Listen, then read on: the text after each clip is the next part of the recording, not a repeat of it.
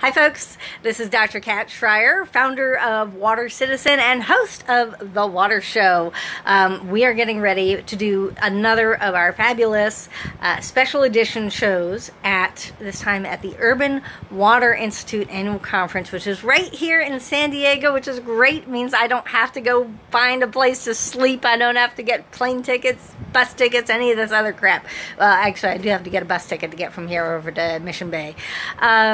But it's going to be fabulous. It's going to be folks like Rita Schmidt-Subman and Rick Nagel, and there's also, I'm looking up the agenda now. There's all sorts of great stuff going on and what's happening in cities. There's a whole program just on Cape Town, as you know, Cape Town ran out of water this year, and is this what we have to look forward to as we continue to urbanize our populations, and how do we in the water sector address those needs? You know, I have been covering these sorts of issues for so long. I used to be the consultant for the DC Water Institute, which is the only water institute in the country that is and the only land-grant university in the country that is in a city.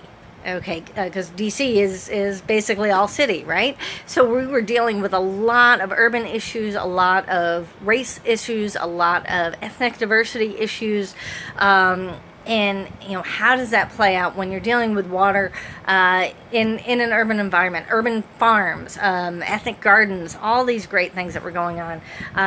And of course, how do we deal with the older cities in terms of their infrastructure, in terms of issues like lead, like combined sewers. These are some of the really critical issues that we're going to be able to cover this week. And what we have done every time that we have done one of these special editions is I set up a page under thewatershow.org, and every time I interview someone, pop it up on the page. We've been working to develop little downloadable guides as we go that show you the names and the contact information, but it's all in a playlist.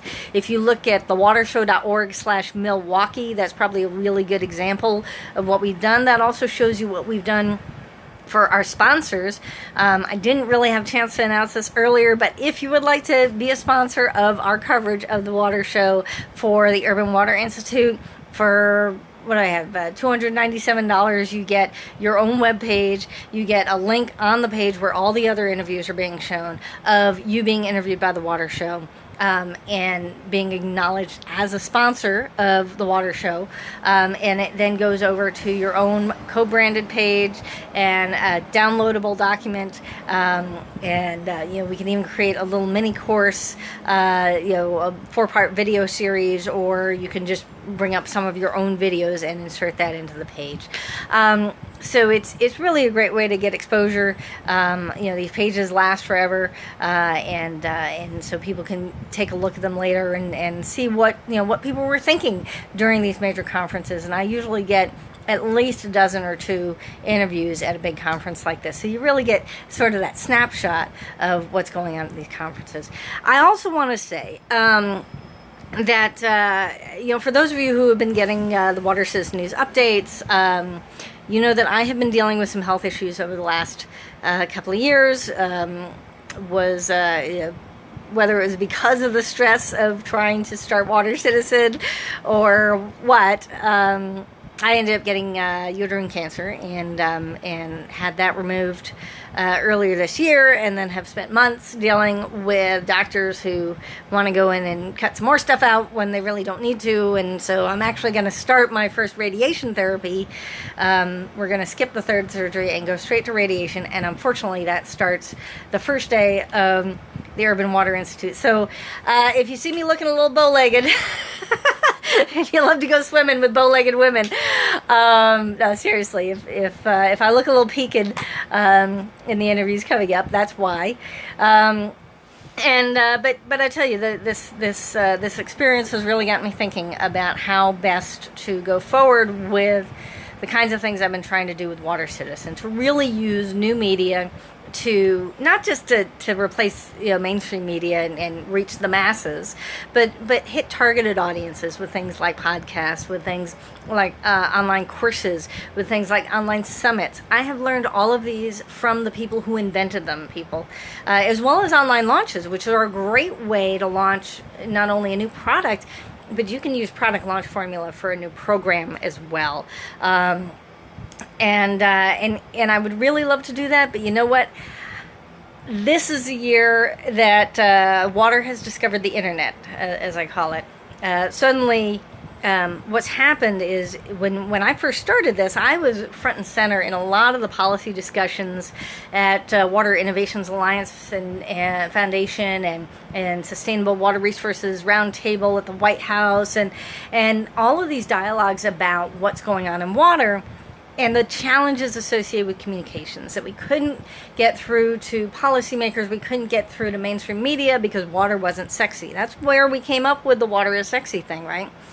But and I kept writing, putting posters up at presenting posters at AWWA. I was giving presentations at conferences about all the new stuff that was coming out, Google Hangouts and Zoom and other formats of connecting with people in an interactive way online. How we can do so much more than just one-way webinars and these voyeuristic participation type, put a camera in the back of the room and call that good. That's not how you interact with people online. Unfortunately, people were listening, and the people who were listening were the consultants and the communications professionals. And what's happened is that a lot of the companies and foundations and associations that told me when I started Water Citizen that they would be supporting what I was doing. First of all, they said that after I started it, they said, "Oh wait, we thought you were going to be a nonprofit. You can't possibly do anything on water without being a nonprofit, right?" Tell that to the American Water and Suez and all those guys, right? But anyway, yeah, I was told that I had to become a nonprofit. I had to spend lots of time and money and effort to create the nonprofit foundation for Water Citizen.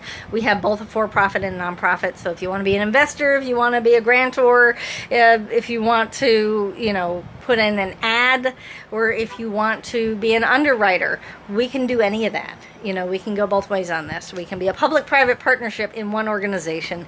But one thing that is clear, though, is that while I'm revamping things with Water Citizen and finding a way to actually bring in revenue at a time when so many consultants and communication hacks, out of work journalists and whatnot have gotten hired by the big associations to create their own podcasts. And now there's 3. They Brown and Caldwell, which has already done their online news, or BC News, right? And then they tried to call themselves a nonprofit for a membership site. That didn't go over too well. And then and now they have this podcast, which essentially allows them to promote their company. You also have WEF has, they're a nonprofit, but they're a pretty big, well-funded, well-heeled nonprofit with a lot of money coming in from manufacturers and consulting firms and whatnot, and they've been able to hire someone who can do a podcast. And then you have the 2 women down in Texas, H2 Duo. I have a lot of respect for them. They've actually done communications, within the context of planning, similar to what I had done. Of course, I also have an engineering degree and a hydrogeology degree and policy analysis. I've written laws about water. So the kinds of questions, the kind of context that I can bring to an interview is a little different, I think. But whatever. It's all gotta just kind of be put on the back burner, I think, while I really get myself back on my feet. I mean, I'm getting done with my final radiation therapy in the beginning of September. I will no longer be constrained by Medicare saying that I can't earn more than $1,300 a month, and I will be able to go back to work. And I have been actually talking to a number of a number of large firms, a lot of recruiting companies have been sniffing around. There's a lot of money in water right now. I mean, there's $2.1 billion in water, and this is just in the water and wastewater utilities. That's not even including river restoration and industrial water, and I have worked in all of those areas, you know. If there's anything related to water, I can do it, basically. I was a triple threat at Golder Associates. You know, win the work, do the work, get paid for the work. I did business development. I did project management. I did the technical work. And you know, and the reasons why I left Golder, well, then we get into one of my Me Too stories, and that's a story for another video. But if there is an agency out there, if there is a consulting firm out there, if there is a utility out there that is looking for someone who knows water like nobody's business and would be happy to step into whatever role you need, especially in project management, especially in business development, especially in communications, education, outreach, whatever programs you're working on, you know, I've probably done it before, and I'm open to discussion. Well, no, let me back that up. I can't do months and months and months of interviews. I can't do, you know, having me come in over and over and over again to meet with everybody while you sit on your asses and not figure out if you want to actually hire someone. If you want to hire me, if you're serious about bringing me on, let me know. I can certainly continue with Water Citizen with the same amount of time that it would take somebody to write a church bulletin or you know, be a volunteer for a professional association. And with the money that I can earn, I can outsource a lot of the work that I have had to do by myself. So I'm excited to be able to come to the Urban Water Institute event this week.